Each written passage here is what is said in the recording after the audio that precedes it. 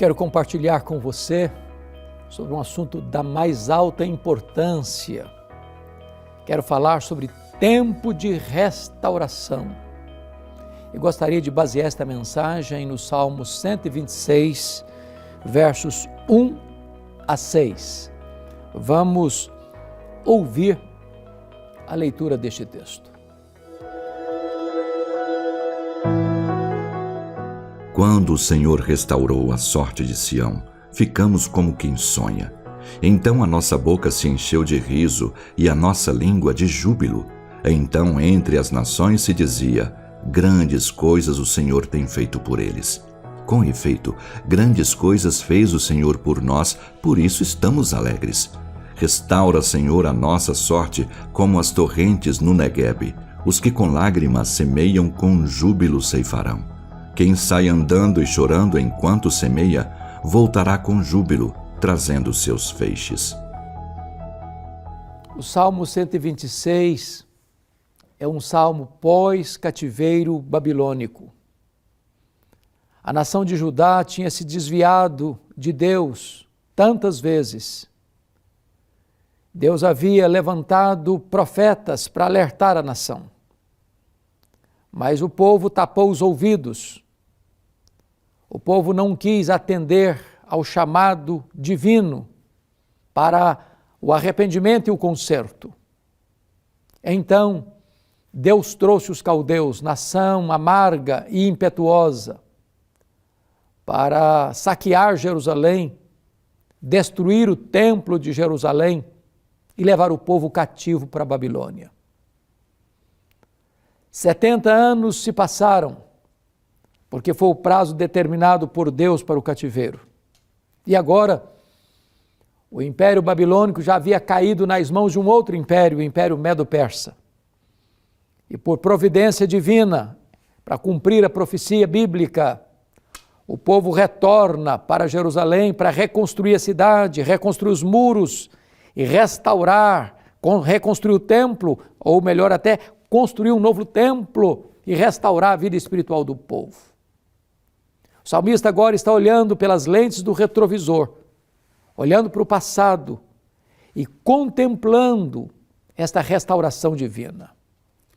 E eu destaco aqui 3 coisas importantes. Nos versos 1 a 3, o salmista está olhando para o passado com gratidão. No verso 4, o salmista está olhando para o presente com oração. E nos versos 5 e 6, ele está caminhando para o futuro com devoção. O texto começa com esta leitura das reminiscências, das lembranças, a visão do retrovisor, para dizer, quando o Senhor restaurou a sorte de Sião, ficamos como quem sonha. Então a nossa boca se encheu de riso, nossa língua de júbilo. Então entre as nações se dizia, grandes coisas fez o Senhor por eles. Com efeito, grandes coisas fez o Senhor por nós, por isso estamos alegres. Esta é a história de alguém que reconhece a libertação, que reconhece que Deus rompeu os grilhões, quebrou as cadeias e trouxe liberdade. Esta é a história daqueles que um dia foram alcançados pela graça, foram perdoados, lavados no sangue do Cordeiro, salvos, alcançados, e hoje fazem parte da família de Deus, da igreja do Deus vivo, que é a coluna e baluarte da verdade. Esta é a história daqueles que um dia, estando em trevas, viram a luz, estando prisioneiros, foram libertos, estando mortos nos seus delitos e pecados, receberam vida em Cristo Jesus. Eu pergunto a você, você tem uma história para contar do que Deus fez na sua vida? De como seus olhos foram abertos? De como você viu os grilhões do pecado sendo rompidos na sua vida? Você tem essa história para contar de como você estava na casa do valente, na potestade de Satanás, no império das trevas, e você foi resgatado de lá como um forte e poderoso?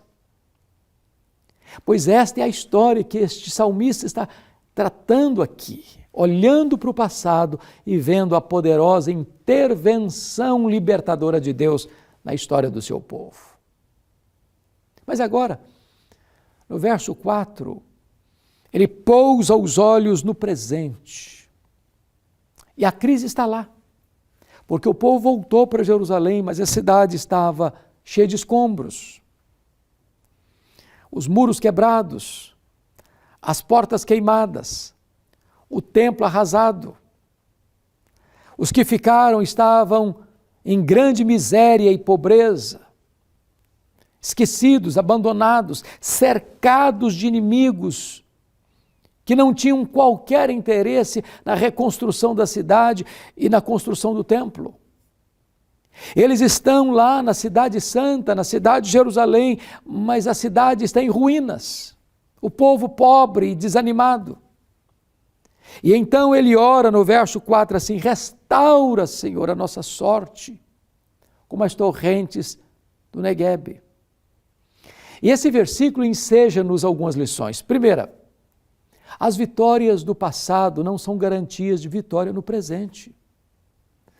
Ontem você tinha uma história linda para contar, mas às vezes o tempo passou, a crise chegou, a dor lateja em seu corpo, os inimigos à sua volta rangem os dentes. A situação é adversa, a pobreza, a opressão, a abandono, a esquecimento, ao opróbrio. Ontem talvez você foi um crente vivo, alegre, entusiasmado, cheio do Espírito Santo. Quem sabe hoje você está desanimado, a pandemia chegou, você nem saiu de casa ainda, não voltou para a igreja, está achando que nem voltará mais, você está completamente apático. Está na hora de você sacudir a poeira, de você se levantar, de você se recompor, de você botar o pé na estrada e caminhar vitoriosamente. Segundo lugar, quando a crise chega, ela não deve ser motivo de desespero, mas de oração. Por isso o salmista diz: restaura, Senhor, a nossa sorte, como as torrentes do Neguebe. Eu quero dizer a você que os grandes avivamentos nasceram do ventre da crise. É quando o cenário fica cinzento, é quando a situação parece que foge ao nosso controle, quando os recursos humanos se esgotam e as provisões da terra se escasseiam e tudo que você confiava parece que desidrata diante de você, é que você pode recorrer à oração, sabendo que a oração une a fraqueza humana à onipotência divina e conecta o altar da terra com o trono do céu. Terceiro, quando a crise bate à nossa porta, quando o ambiente se torna hostil, você precisa compreender que só Deus pode restaurar a sua sorte. Restaura, Senhor. É Deus quem restaura. Você não se recompõe estribado na sua própria força. Você não tem recursos suficientes para se pôr e se manter de pé em você mesmo. O Evangelho não é autoajuda, é a ajuda do alto. A força não emana de dentro de você, não. Vem do alto, vem de cima, vem de Deus para recompor você e pôr você de pé. Mas ainda, note você que na hora da crise, é hora de você clamar a Deus. Restaura, Senhor. Restaura, Senhor. Sabe o que significa isso? Deus é poderoso para pegar os cacos e fazer um vaso novo. Deus é poderoso para suscitar da fraqueza força. Deus é poderoso para pegar você prostrado, caído, sem recursos, desanimado, abalado e abatido e cercado por inimigos poderosos e fazer você triunfar. Não jogue a toalha, não desanime, não retroceda. Põe os seus olhos em Deus e clame agora por um tempo de restauração. Talvez você está desanimado, até pensando em deixar o Evangelho, deixar a igreja e ficar numa zona cinzenta de desânimo e abatimento. Mas hoje Deus está aqui para levantar você, para pôr você de pé, para dar forças para você caminhar, como Elias, que estava lá dentro de uma caverna, pensando em morrer, desanimado com a vida, olhando com as lentes embaçadas do pessimismo para o futuro. E Deus, meu filho, você ainda não terminou sua missão, eu vou levantar você, eu vou fortalecer você, você vai ungir um rei na Síria, você vai ungir um rei em Israel, você vai ungir um profeta no seu lugar, você nem morrer vai.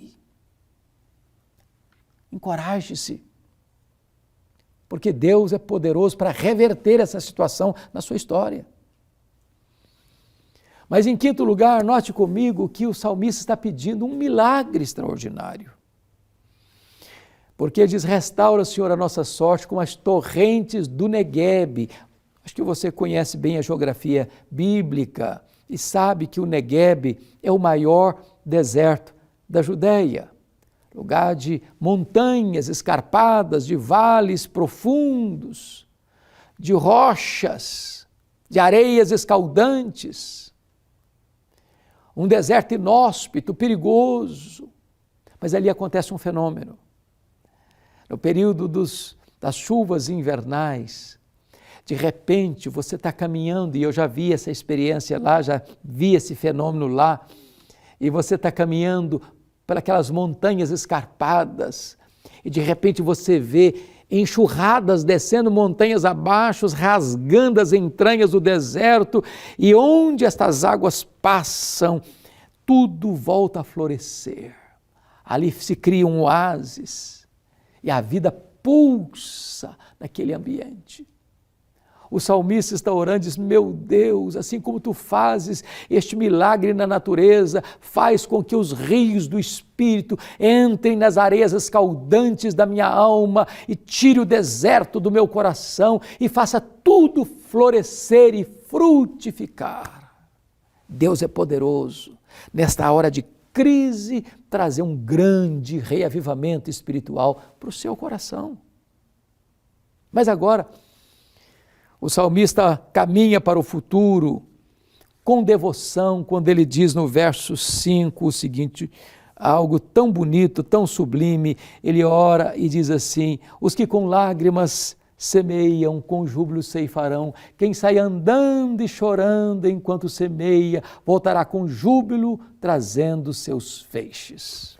Está na hora de sair, está na hora de semear, está na hora de investir, porque você só colhe o que planta. Se você não planta nada, não colhe nada. A semeadura, às vezes, é feita com choro.